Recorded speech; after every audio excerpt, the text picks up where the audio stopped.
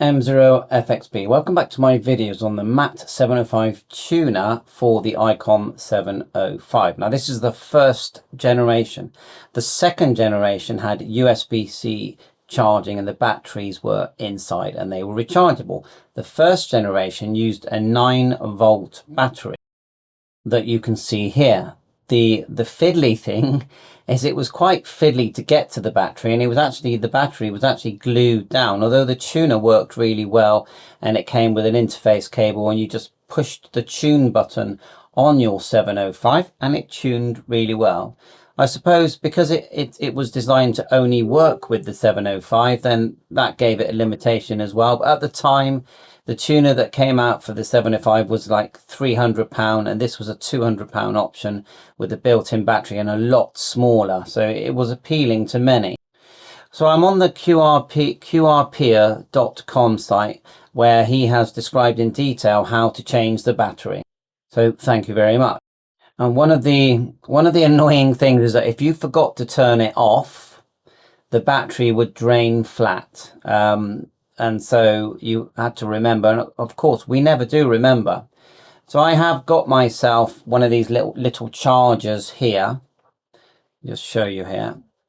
So I've got a rechargeable battery for my unit, but you know, it's not going to last long. But I only tend to use these for about maybe an hour at a time. But you know, really, every time, say you use it each day, you're going to need to recharge it most days.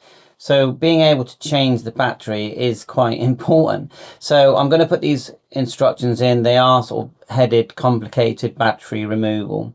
I feel like it's one of those things where once you've done it a couple of times, you'll be all right. So there's the front. You've got these tiny little sort of hex bolts that come off with a normal standard Allen key. Of course, turn the device off first and just be careful, because the way they've done it is that they've added these plastic things over the LED lights that you see that look so pretty when it's in action. They've added these, and I've seen these before actually in the ICOM 52.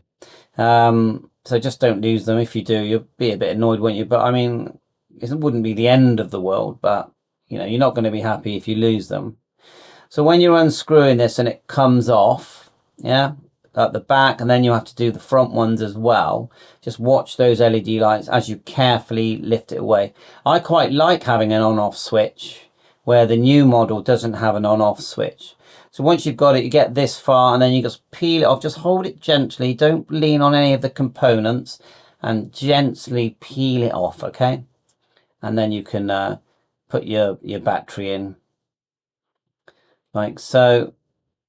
Just, you've still got these connectors here on the BNCs that you don't want to snap off as well. So I can see why they brought out the Plus model, and why didn't people think of this in the first place?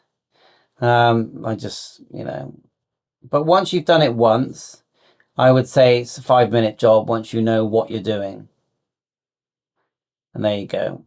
It is a good ATU, he says, but inside could be better. It's compact. Now it looks like, let's have a look what they've done here. This seems more sensible. Yeah, it's sort of complaining here that the about the glue.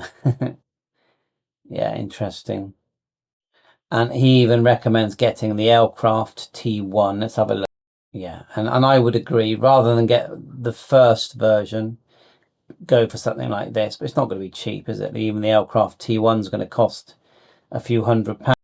And I've got one of these and they're very good. I've got the newer model here. It's the ATM 100M, and this works great. Internal battery, tunes instantly, and 80 quid. Yeah, so, you know, consider that. I'll put the link in the description as well.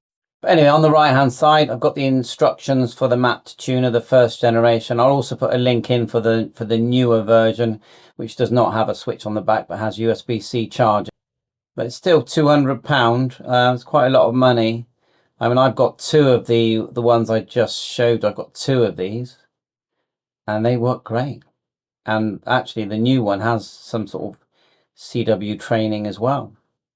The upside is I don't think there's an interface cable for, you know, it works off RF. The one I've got, the one on the left now, where the MAT does have that interface where you can push the button on your 705 and it will tune. And that is a really nice thing to have. And you can see they've used good components. I just think just some common sense before they rushed it to market, really. Common sense would have said, right, let's do it in a way where at least the battery can be removed easy. Now, I feel like I'm surprised no one has come along with a sort of mod where you can just cut a hole and put a lid on, where you can just take the battery out whenever you feel like it. Maybe they have. I'll search for it. Literally just searching now and looking, you know, old photographs. Sure, someone would have done it. Come on. I mean, you can see that this one here with Qrper, he's showing the Qrper one there. And I'm very surprised that no one's done that. And you can tell actually that by the width of the battery, you can actually tell that this tuner is small, isn't it? I mean, look, those batteries aren't big. So it makes it look tiny. And then what you do, when you take off the connectors at the front and the back, yeah, the inside board that you're seeing here slides out. You know, it slides out. And again, you know, you can bet it's not going to slide out easily. So take it easy. Don't knock these rings here. Careful here. And yeah, well, the upside is you'll probably pick one up secondhand quite cheap. I'll put all the links in the description. Bye.